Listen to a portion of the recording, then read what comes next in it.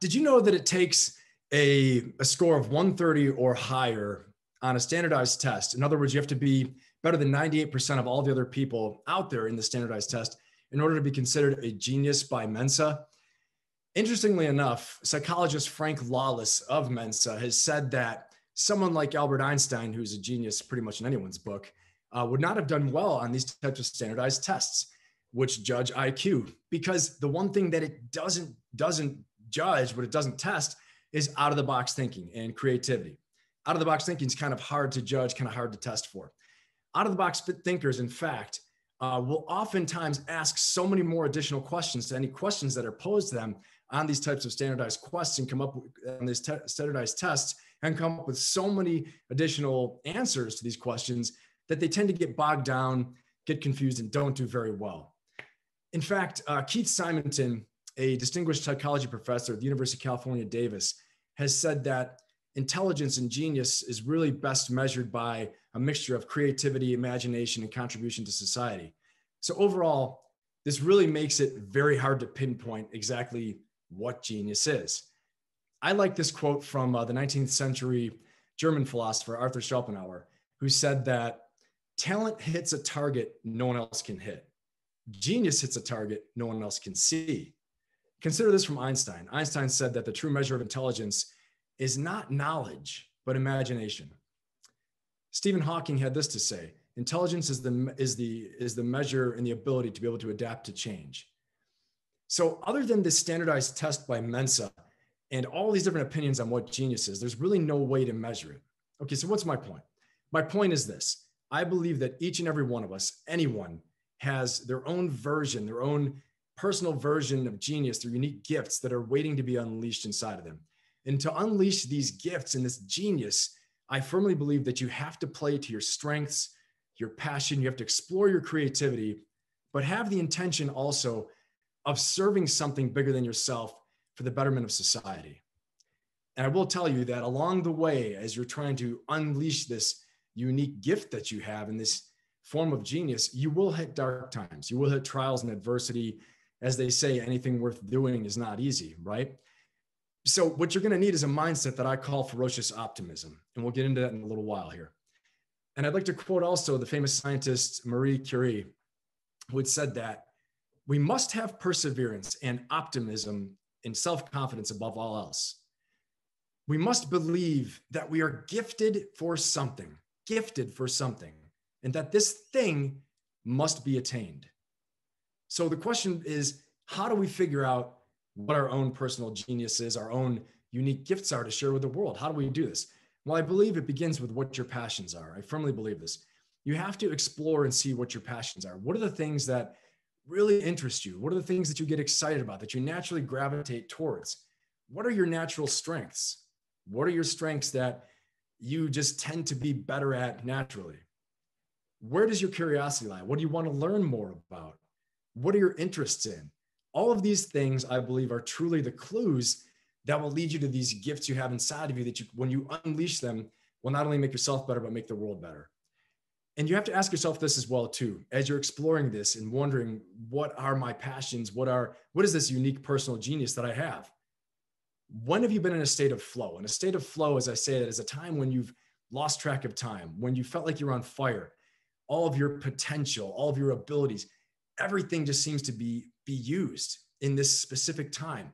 And I know all of you right now can probably go to a place in your minds and think of, when was this time when I just felt like I was evolving, I was growing, all of my skills and my abilities, my talents were all being used. What were you doing? Pay attention to this. It's very important, because these, I believe, are clues, and some people would call it a calling, the calling to what you're really supposed to be doing in life, and what your own unique personal gifts and genius, as I say, your version of genius are. And you can unleash this and unlock it. Now, as you do this, I firmly believe you have to have the intention. And I say that's a strong way to put it, that you have to have it. It's your choice. But I suggest that you have the intention of helping others and bettering society. And there's a very practical reason for this too, okay? So the practical part of this is that we will oftentimes in life let ourselves down. If you have a very hard task to do, sometimes you give yourself a pass. You say, well, not today. I think I'm going to take today off from working on this. I'm going to take this personal genius day off. I'm not going to evolve and grow today. But if you have other people depending on you and you have a mission to serve others, to help others, to go more and give more for their betterment, you won't let them down. You're now attaching your purpose to other people. And it's something else I want to share as well too, is that the sense of fulfillment and satisfaction that you get from contributing to others is very, very powerful and gives such powerful meaning in life. And if I can say, it's deeply spiritually moving as well too. So there are many reasons why we want to attach our own development of our own personal genius and our gifts and all the things we have inside of us to something greater than ourselves. So when you serve others and you serve more than just yourself, you tend to do more, go more, and you'll be committed for the long haul in order to bring out this fire you have inside of you. So now, as you try to do this, do you think this is going to be easy? No, it's not. I'm here to tell you, as I alluded to earlier on, that you're going to hit the fog and friction of life. In the Marine Corps, we talked about the fog and friction of battle, okay? You're going to hit the fog and friction of life. You're going to hit fear, adversity, doubt, negative self-talk, which is really bad, by the way, don't do that. Negative self-talk, all these things that are going to hold you up and hold you back. And this is why I say you need this mindset of ferocious optimism. Ferocious optimism consists of, in my book, where I stand right now, revision maybe later, 10 things, okay? These 10 things, number one, that we choose our attitude. You have to choose your attitude. You have control over very few things in life. I'm here to tell you. You think you're in control, but actually you can control your attitude. I know that for sure. So no matter what's going on in life, you have the ability to steer your emotions, steer them towards thoughts and things and a focus that will lead you to have a good attitude in any situation. Number two, you're going to see the good in any situation, see opportunity, not see the glass is half empty. You want to see the glass is half full. See the silver lining in every cloud, okay? You also want to see the light in the darkness, because there will be dark times, very hard times that you're going to go through on your way to becoming the highest and best version of yourself and on your way to helping others as well too. As you do this, you need to see the light and focus on that light in the dark. Next, when we have ferocious optimism, we're never helpless. There's no victim mentality here. This is, you know that you can make a change no matter what your situation is, because sometimes that's all you got. If you've got no one else helping you and it's just you, you better start right here and get really clear and just decide right now that you are not helpless. Even if you just start with your attitude, decide there, start there, and expand it out. Next, we are never critics and we're never cynics. Criticism, cynicism, to me, this is all weakness. Okay, this is weak. Strength lies in optimism. Strength lies in vision, which is next. We have vision. Strength lies in having vision and communicating to other people of what the better day can be, where the potential lies in each and every situation. It's easy to be someone who's a naysayer and doubter and a critic. It's easy to be that.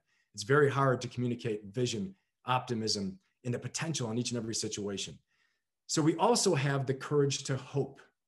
You have to have courage to hope. Again, it's easy. It's easy to say, I don't think it's going to work out. This is never going to happen. It takes a lot of guts as a leader to step up and say, no, I think I see the problem. I see the obstacles, and yet still I push on. Courage to hope. Along with this too, with ferocious optimism, I believe we have to let our last mistake be our greatest teacher. We take these lessons forward after we failed. We bring them forward to create a better tomorrow, which also means that we believe yesterday's failure plants the seeds of tomorrow's victory. All these things wrapped in together. And last, number 10, I think it is, anyone keeping count, is we ask the right questions. We don't ask disempowering questions. Why am I so stupid? Why didn't I do this right? Why did I do that wrong? Why are they so stupid? Why are they dumb? You don't ask that. Instead, you say, how can this serve me now? What is the opportunity in this? How can I learn? How can I make this better? I know maybe this outcome was not what I wanted, but how can I improve it to make it better in the future? Now, I'll tell you what ferocious optimism is not, okay? It is not sticking your head in the sand. It is not hiding. It's not avoiding. It's not some type of positive thinking where we just ignore and wish everything away. It is not that. It's facing your problems, facing your obstacles, finding empowering positive solutions to get through them, and even having necessary conflict when you need it, because there may be times you need to take necessary conflict, okay? And what is the ferocious part of ferocious optimism? I'm going to get to that right now. The ferocious part is this: combat mindset. Okay. That puts the ferocious and ferocious optimism. Now, the combat mindset is something we talked about in the Marine Corps, where if you're going into battle, if you're going into combat, you're going into a gunfight, you better expect to be shot at. Okay. If you're in a knife fight, expect to be cut. I know this is pretty harsh stuff. Some people maybe don't want to hear this, but I'm just telling you the way it is. This is where I come from, right? So expect to be shot at, expect to be cut. In life, as you're trying to develop your highest and best self in order to serve others, do you think you're going to have people that resist you and push against you and tell you how you're wrong and doubt on you? And even you make them afraid because you're growing and getting bigger. And what are they doing? They're staying the same. And so they're going to probably doubt on you and say, and put you down, criticize you, make you try to get small. But that's when you have to be tough in here, and you have to have that combat mindset that you're going to go harder than you've ever gone before, push more than you've ever pushed before, give more than you've ever given before, endure the fear, endure the pain, endure the criticism, and keep on going. Because again, you're focusing on the faintest point of light of the gifts you believe you know you have inside of you, so that you can keep on going and bring that out to the world. This is the combat mindset that puts that ferocious optimism. And I do believe that it is a mindset and something we can control. You have to be prepared to give and to persevere and to have grit and to get through what the hard times are. And part of this is expecting that there will be hard times. And how do you set yourself up for that? How do you prepare yourself mentally for these difficulties that are lying ahead for you? You can do it, though. I'm not going to answer that. That's a little pause and pregnant pause for you to think about that. Okay. But you can do it. So I'm going to try and make this brief. I really appreciate everybody being here and watching this. But in conclusion, what I want to say is, one more time, I'm going to quote Marie Curie, who said that in order for us to make a better world, we first of all have to make better individuals. Okay.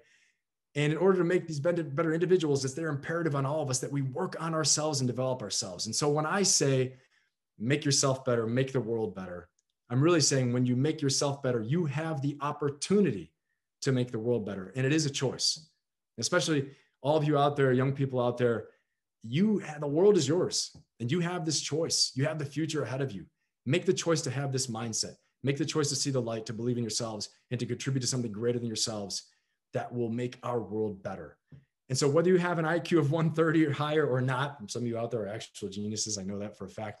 And so according to Mensa, but not in my book, darn it. Listen, so whether you have that score of 130 or not, okay, as long as you live daily with this ferocious optimism and you believe that you have some gift, you've been gifted something, and this something must be shared with the world, your own version, your highest and best form of genius inside of you will be waiting for you, ready to be unleashed when you're ready to do so. All right, make yourself better, make the world better. So great to be here. I'm so grateful. Thank you so much, and I'm ready for any questions you might have of me.